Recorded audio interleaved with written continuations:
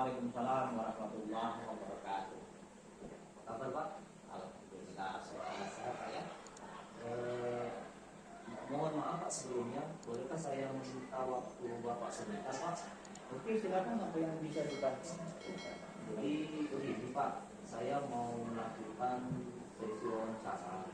Ini dalam rangka untuk memenuhi tugas saya sebagai calon guru penggerak angkatan 8 Kota Palembang, yang mana kami mendapatkan tugas di modul 3.1 untuk melakukan sesi wawancara dengan kepala sekolah tentang pengambilan keputusan berdasarkan nilai kebajikan sebagai seorang pemimpin. Jadi bisa kita mulai Pak ya? Ya, siap. Untuk yang pertama, mohon maaf Pak sebelumnya, bolehkah Bapak memperkenalkan diri terlebih dahulu Pak? Oke, terima kasih. Saya Sudin Yasaki Abdul ini.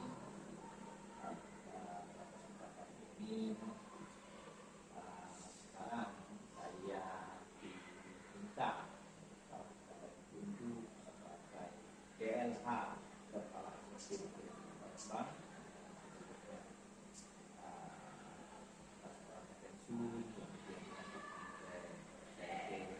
Setelahnya beliau sehingga saya dibagikan kepada DLH sampai saat ini sejak 1 Agustus 2023 dan sekarang kami serah terima tanggal 1 September 2023. Kira-kira apa yang bisa saya bantu? Ya, terima kasih Pak Sirat. Jadi begini Pak, jadi saya akan memberikan beberapa pertanyaan kepada Bapak selaku seorang pemimpin di sekolah, dalam hal ini sebagai kepala sekolah SMP Negeri 10 Palembang. Ya. Adapun pertanyaan Pak, yang pertama, selama ini kira-kira bagaimana Bapak dapat mengidentifikasi kasus-kasus yang merupakan dilema etika atau rujukan moral? Dia untuk identifikasi ya biasanya mereka yang menikah itu langsung datang ke sekolah apa yang mereka menjadi masalah yang bisa saya bantu positif, atau mungkin juga ada dari kurikulum contohnya jam dan sebagainya, masalah lainnya tentang guru di kelas dan pembelajaran. Jadi itu diintegrasi dengan masalah, melihat masalah sumber-sumber masalah itu bisa dilakukan langsung, bisa juga dari laporan-laporan dari wakil, dan mungkin dari guru yang bisa memberikan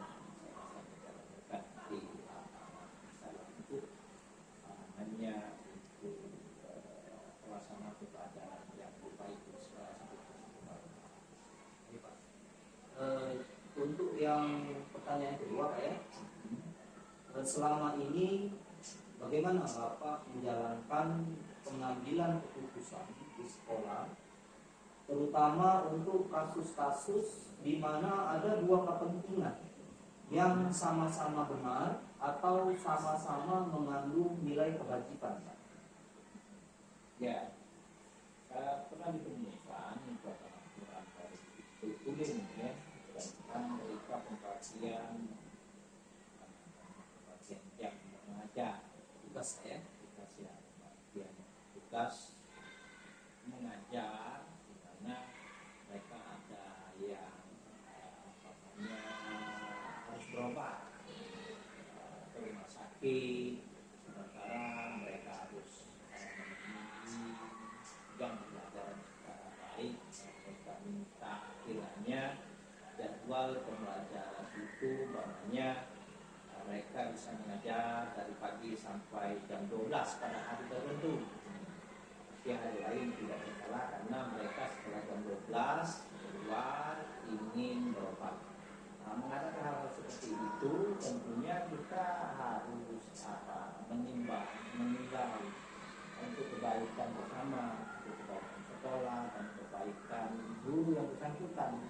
Karena sehat itu penting, belajar juga penting. Bagaimana yang penting itu semuanya bisa berjalan. Itu misalnya mereka minta mengajar pada hari itu mereka tidak bisa siang dan harus kontrol, maka kita kabulkan seperti itu karena itu membawa kebaikan semuanya, baik bagi guru itu sendiri, bagi sekolah, jadi tidak ada yang demikian, semuanya mendapatkan keuntungan. Jadi berdasarkan kebijakan lah ya. Ya. Baik Pak, untuk yang selanjutnya Pak, pertanyaan yang ketiga, kira-kira langkah-langkah atau prosedur seperti apa Pak yang biasa Bapak lakukan selama ini untuk mengatasi sebuah kasus-kasus yang barusan Bapak sebutkan? Ya, prosedurnya pertama kita dengarkan aspirasi dari guru itu, apa yang dikatakannya, kita simak, kita dengarkan.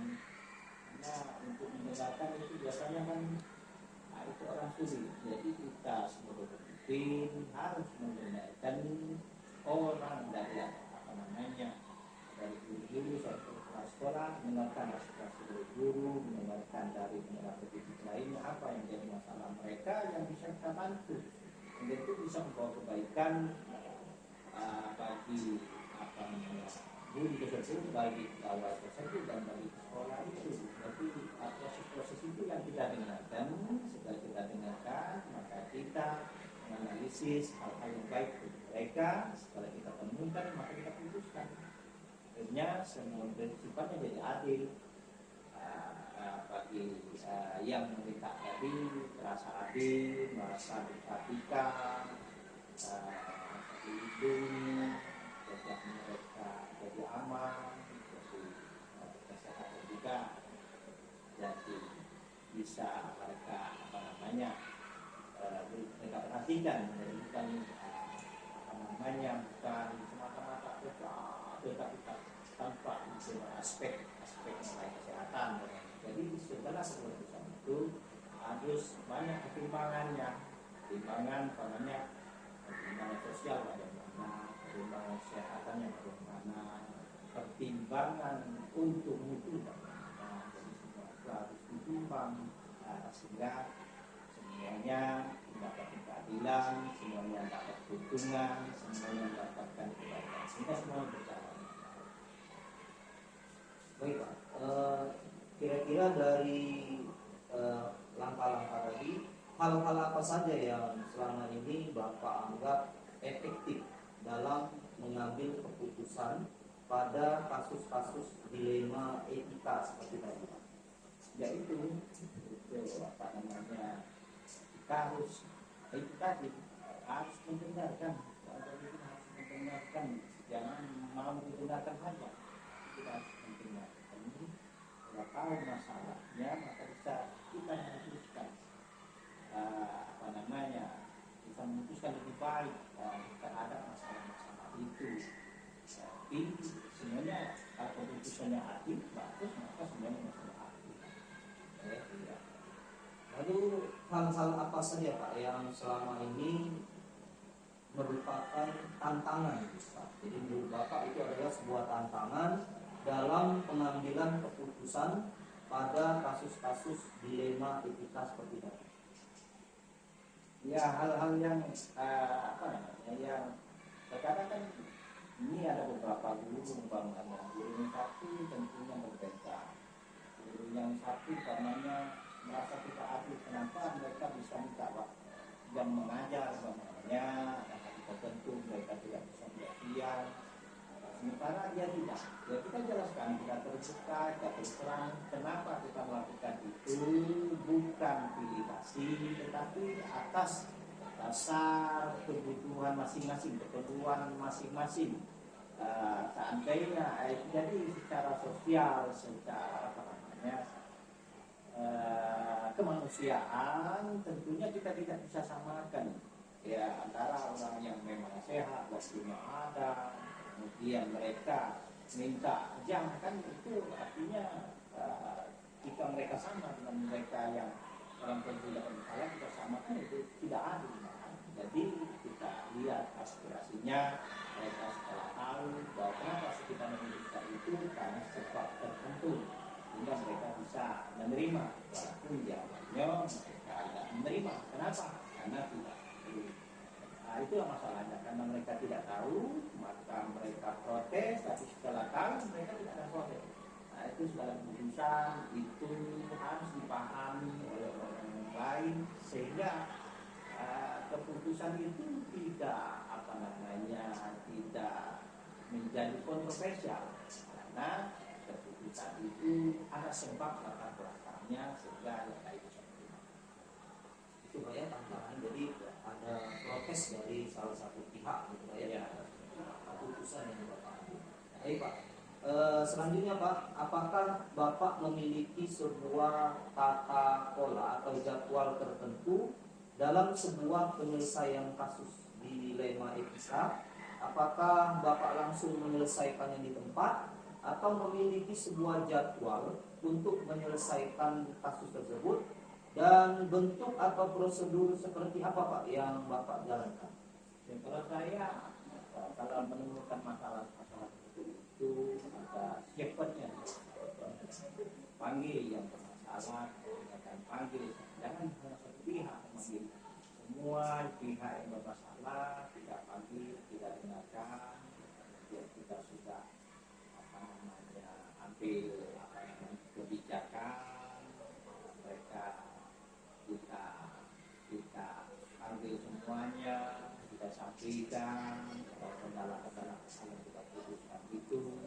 Jadi suatu masalah harus cepatnya diselesaikan agar tidak menambah masalah-masalah yang lain. Karena masing-masing guru, masing-masing pegawai itu punya sifat karakter dari pemahaman yang berbeda-beda. Tetapi ketika mereka paham pemahaman yang sama, maka keputusan itu akan mudah diambil. Itu adalah kata yang kita.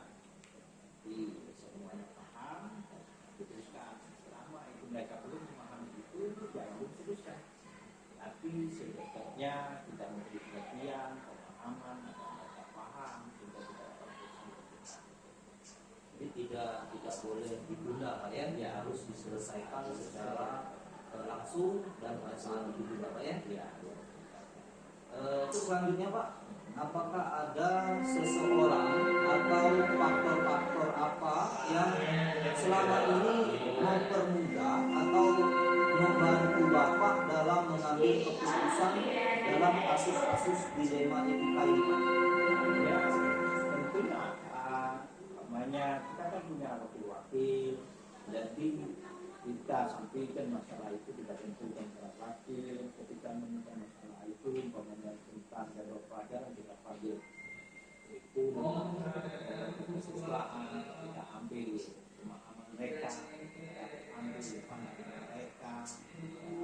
Jadi dari aspirasi dari teman-teman itu bisa menjadi tambahan solusi kita dalam menentukan,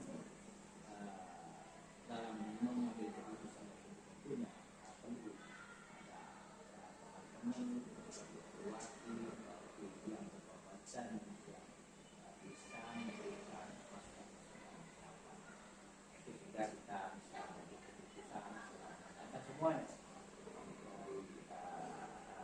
bapak wakil, saran mungkin dari guru senior, dari aspirasi itu yang kita ambil sehingga kita bisa menggunakan yang lebih baik, lebih adil.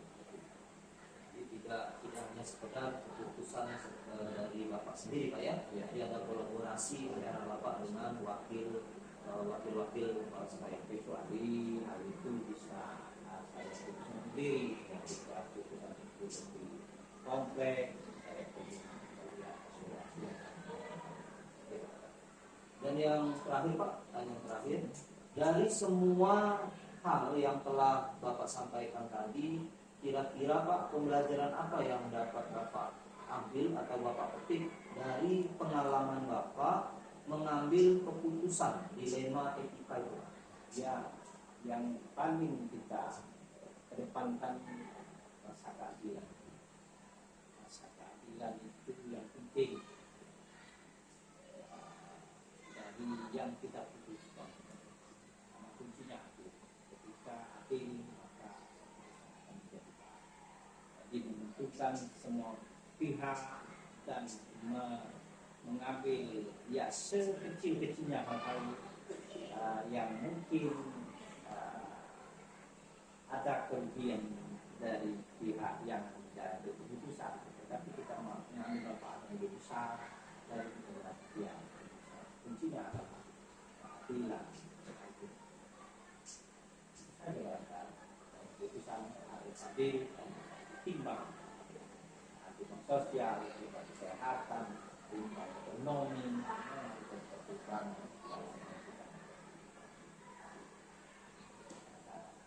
Terima kasih Pak atas jawaban-jawaban dari pertanyaan atau sesi wawancara yang saya ajukan kepada Bapak. Jawaban Bapak itu sangat luar biasa Pak.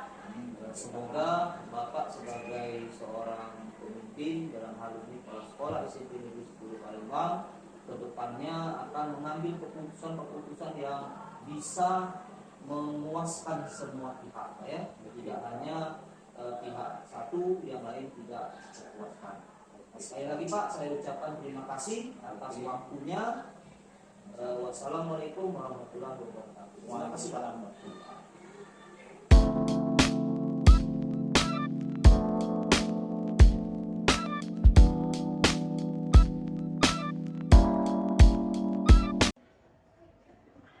Assalamualaikum warahmatullahi wabarakatuh, Bu Sri. Waalaikumsalam warahmatullahi wabarakatuh. Kabarnya Bu? Sehat, alhamdulillah, luar biasa. Ya. Jadi begini Bu, saya minta waktu Ibu sebentar untuk melakukan sesi wawancara. Ini dalam rangka untuk memenuhi tugas saya sebagai calon guru penggerak angkatan 8 Kota Palembang, yang mana di sini saya mendapatkan tugas di modul 3.1 itu mengenai pengambilan keputusan berdasarkan nilai kebajikan sebagai seorang pimpinan, dalam hal ini Ibu sebagai kepala sekolah. Jadi saya meminta waktunya, boleh Bu? Boleh. Terima kasih Bu atas kesediaan Ibu untuk melakukan sesi wawancara ini. Bisa kita mulai Bu ya? Silakan. Ya. Jadi yang pertama Bu ya, pertanyaannya itu bagaimana kira-kira Bu Sri dalam mengidentifikasi kasus-kasus yang merupakan dilema etika atau rujukan moral yang pernah Ibu alami? Kalau dilema etika berarti benar melawan benar. Ya. Kalau rujukan artinya membujuk, berarti ada rayuan. Rujukan itu artinya yang salah dibenarkan. Ya. Kita melihat fakta dulu, melihat pernyataan, kita analisis apakah ini benar-benar ataukah ini merupakan tidak ada kebenarannya. Jadi memutuskan sesuatu itu memang harus ada fakta kebenaran. Jadi begitu Bu ya. Ya. Lalu yang kedua Bu, kira-kira selama ini bagaimana Ibu menjalankan pengambilan keputusan di sekolah, terutama untuk kasus-kasus di mana ada dua kepentingan yang sama-sama benar atau juga bisa mengandung nilai-nilai kebajikan? Kalau saya kalau benar itu kita analisa dulu berdasarkan fakta. Dari fakta itu kita mengambil satu solusi kebenaran atau keputusan. Kalau memang benar-benar penerapannya benar-benar fakta, maka solusinya bagaimana mengatasi masalah tersebut. Dari fakta itu kita setelah kita kompromi, kita menurut pemikiran saya benar, kemudian dalam kasus apa itu kebenaran, maka kita cari solusi. Jika itu memang satu alternatif kesalahan, ya salah. Kalau dia benar, kita benarkan. Kenapa harus salah harus dibenarkan? Ini diverifikasi terlebih dahulu Ya, ya. dianalisa ya secara pemikiran. Baik Bu. Untuk yang ketiga Bu ya, kira-kira langkah-langkah apa Bu atau prosedur seperti apa yang bisa Ibu lakukan atau mungkin bisa atau biasa dilakukan oleh Ibu selama ini? Kalau saya langkahnya yang pertama kita ambil dulu satu keputusan itu berdasarkan fakta pembenaran. Setelah fakta pembenaran itu kita analisa antara benar dan salah. Setelah itu kita mengambil satu keputusan yang benar. Setelah itu keputusan yang kita ambil itu kita refleksikan ke belakang. Apakah benar tindakan tersebut terhadap suatu persoalan, apapun itu persoalan, sekecil apapun ataupun sebesar apapun persoalan itu, kita berdasarkan fakta. Jadi tidak mengada-ngada. Ya, tidak mengada-ngada. Kalau misalnya kita di bawah membenarkan sesuatu yang salah, akan dibawa ke ranah yang salah. Tapi kalau misalnya kita membawa sesuatu itu dalam bentuk kebenaran, maka sesuatu itu akan tetap menjadi benar, prioritas kebenaran. Lalu yang selanjutnya Bu, hal-hal apa saja yang selama ini Bu Sri anggap efektif dalam pengambilan keputusan, misalnya pada kasus dilema etika? Kalau saya lebih efektifnya begini, kalau mengambil keputusan yang mana dulu, sesuatu itu alternatif yang memang harus kita dahulukan. Ada urgen yang paling fatal atau yang paling urgen, yang paling nyata yang harus kita benarkan. Misalnya dalam suatu kasus, misalnya yang ini harus didahulukan, yang ini yang kita utamakan, alternatif yang paling kita utamakan. Yang masih bisa kita mencari solusi lainnya, kita cari di keputusan berikutnya. Jadi yang paling terpenting dulu kita mencari solusinya. Ya. Prioritas lah Bu ya. Ya, yang paling mendesak. Ya. Oke. Selain hal-hal yang tadi Bu ya yang Ibu sampaikan, kira-kira apa saja Bu yang selama ini menjadi tantangan dalam mengambil suatu keputusan pada kasus-kasus dilema etika yang pernah Ibu hadapi? Kalau saya sih menilainya dilema itu misalnya ada yang perlu didahulukan tetapi yang lainnya harus juga didahulukan, jadi bersamaan yang harus didahulukan. Misalnya satu persoalan keputusan itu, oh yang mana yang harus saya dahulukan, ternyata yang ini juga harus didahulukan. Itu dilema yang sangat fatal sekali dalam menentukan sikap mengambil satu keputusan. Tapi saya mempertimbangkan lagi, kita analisa lagi. Walaupun mereka sama-sama harus didahulukan, ada yang harus lebih dipertimbangkan lagi persoalan-persoalan tersebut. Yang jelas, kalau saya mengambil satu nilai-nilai keputusan yang benar dan kebajikan, bergunanya, kemanfaatannya terhadap yang kita dahulukan tersebut. Jadi tantangannya itu memilih itu Bu ya? Iya, memilihnya. Walaupun ada yang memang sama-sama urgen, sama-sama penting. Tapi walaupun itu masih ada pilihan kan, walaupun mereka sama-sama penting, pilihannya pasti ada pilihan di antara yang kepentingan dua tadi. Yang bagaimana saya memilihnya, itu dilema bagi saya. Tapi saya harus menentukan sikap saya bagaimana. Ya tadi saya yang paling masih mempertimbangkan kebaikannya, atau kebajikan atau kebenaran daripada dua pilihan tadi. Ya. Selanjutnya Bu, apakah Ibu Sri selama ini memiliki sebuah tata kala atau jadwal tertentu dalam sebuah penyelesaian kasus dilema etika? Apakah Ibu langsung menyelesaikannya pada saat itu di tempat atau memiliki sebuah jadwal khusus untuk menyelesaikannya? Bentuk atau prosedur seperti apa yang Ibu jalankan? Kalau saya sebagai pimpinan, saya yang urgens dulu. Kalau memang bisa saya atasi sendiri, seketika saya akan atasi apapun itu bentuk keputusan. Tetapi jika memang itu memerlukan suatu titik di mana kita punya birokrasi ya, kepemimpinan itu punya birokrasi kepemimpinan itu salah satunya bagian daripada sekolah tersebut adalah warga sekolah. Salah satunya adalah wakil-wakil. Saya akan musyawarahkan. Kalau tidak bisa dalam pemikiran saya tidak bisa mengambil satu keputusan, saya akan musyawarahkan. Untuk apa ada wakil? Untuk apa ada guru-guru? Untuk apa ada satpam? Untuk apa ada warga sekolah jika kita tidak bisa musyawarah? Jadi keputusan terakhir, langkah-langkah saya keduanya adalah musyawarah. Keputusan yang bisa saya ambil, saya akan ambil secara tiba-tiba dengan memperhatikan kebenaran tadi. Kalau kebenaran tadi sudah saya dalam satu kasus saya sudah atasi, ternyata masih ada lagi nanti akan datang bukan terjadwal, akan ada lagi kasus yang lebih berat, saya akan musyawarah. Intinya musyawarah mufakat mencapai satu keputusan kebenaran.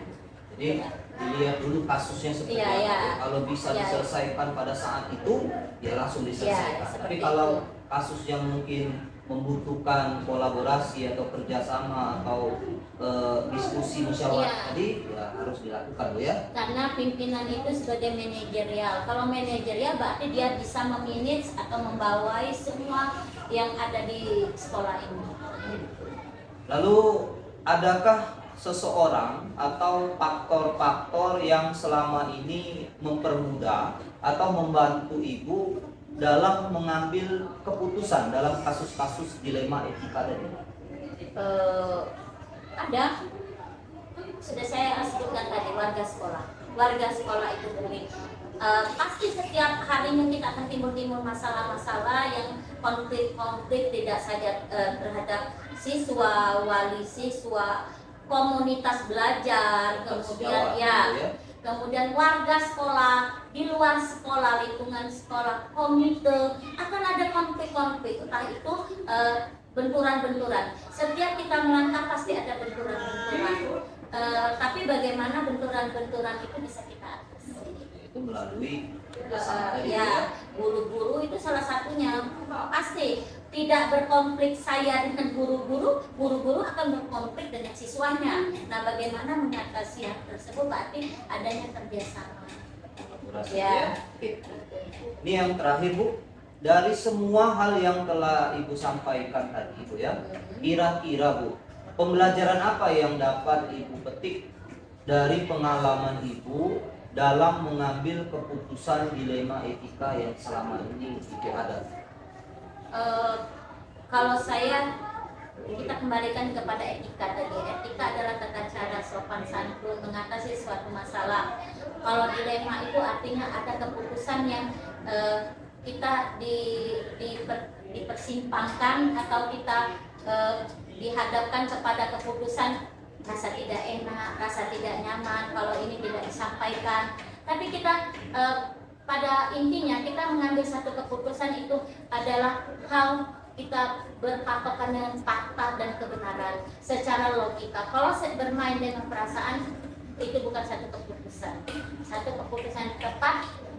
Kalau memang kita sudah tidak mampu lagi sebagai manajer yang sebagai kepala sekolah mengambil satu keputusan, itu tadi kita libatkan orang lain, kita berkolaborasi, kita bermusyawarah. Tidak ada permasalahan itu tidak bisa ada solusinya. Tidak ada permasalahan itu tidak bisa diatasi asal kita mau dengan niat yang tulus. Jadi berdasarkan mengambil keputusan ini berdasarkan prinsip peraturan yang ada, atau fakta yang ada, gitu ya. Baik. Terima kasih Ibu Sri yang sudah meluangkan waktunya, Bu, menjawab semua pertanyaan dari pertanyaan-pertanyaan saya. Saya ucapkan terima kasih banyak dan semoga Ibu dalam mengambil keputusan ke depan selalu berdasarkan prinsip-prinsip, paradigma dan juga langkah-langkah dari nilai-nilai suatu kebajikan dalam sebagai seorang kepala sekolah atau pimpinan dari sekolah ini. Terima kasih, Bu.